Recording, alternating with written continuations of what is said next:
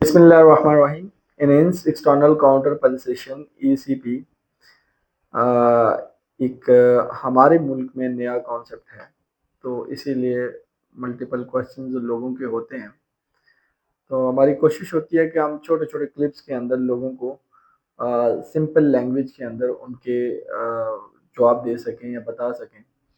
तो ECP therapy एक आम पर्सन भी करवा सकता है जो कि बीमार ना हो, जिसको दिल का कोई मसला ना हो। ये बेसिकली ब्लड सर्कुलेटरी सिस्टम के ऊपर काम करती है। ये पूरी बॉडी में सर्कुलेशन को बेहतर करती है। तो ये हेल्दी पेशेंट भी करवाए तो उसको फिर ज़रूरत नहीं पड़ती इन फ्यूचर किसी किस्म के उसकी उसके तमाम आर्गन्स की तरफ ब्लड का फ्लो बेहतर हो जाता है। इवन जितने वाइटल आर्गन्स हैं उनकी तरफ ब्लड का फ्लो बेहतर होता है। स्ट्रोक के पेशेंट में ये बड़े अच्छे रिजल्ट हैं इसके।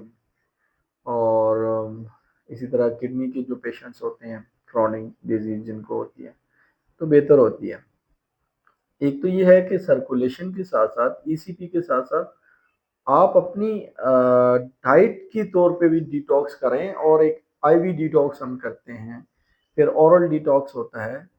ये थेरापी के अलावा भी आप अपने खानों के अंदर, डाइट के अंदर भी वो ग़ज़ाएँ शामिल करें जो आपको डेली बेसिस पे डिटॉक्स करती हैं, और स्लोली स्लोली उन हैबिट्स को चेंज करें जो डेली बेसिस की हैबिट्स होती हैं। स्पेशली अगर स्ट्रेस आप ले रहे हैं तो उसको कैसे चेंज किए, एंगर है, एंगर मैनेजमेंट ये सीखें। टाइप ए एक बिहेवियर होता है जो कि बहुत ही एक ख़तरनाक सोशल प्रॉब्लम है।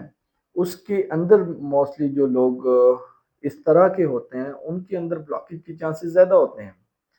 मैंने आपको पहले भी वीडियोज़ में बताया कि वो पेशेंट्स जिनके अंदर हमने देखा कि उनका ब्लड प्रेशर ठीक था, ओबेसिटी नहीं थी, कोलेस्ट्रॉल का इनटेक कम था, ट्राइग्लिसराइड कम था, सारी चीज़ें ठीक थी, जिन वो सारे फैक्टर ठीक थे जिनसे दिल की बीमारी स्टार्ट होती है।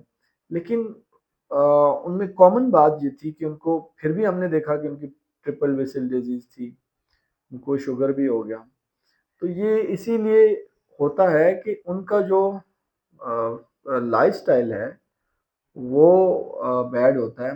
या तो वो स्ट्रेस के पेशेंट्स होते हैं, या एंगर बहुत ज़्यादा, जो गुस्सा होता है उन लोगों में बहुत ज़्यादा होता है। तो इस तरह की जो एक्टिविटीज़ होती हैं ये भी आर्टरीज़ को डैमेज करती हैं और फिर वहाँ पे ब्लॉकेज बनती है। तो इन चीज़ों को भी अवॉइड करने की ज़रूरत होती है। ये भी एक फैक्टर्स हैं, उन फैक्टर्स के अंदर जिनको हम नॉर्मल ले रहे होते हैं, ये भी एक मेन फैक्टर्स होते हैं जो ब्लॉकेज को स्पीड अप करते हैं।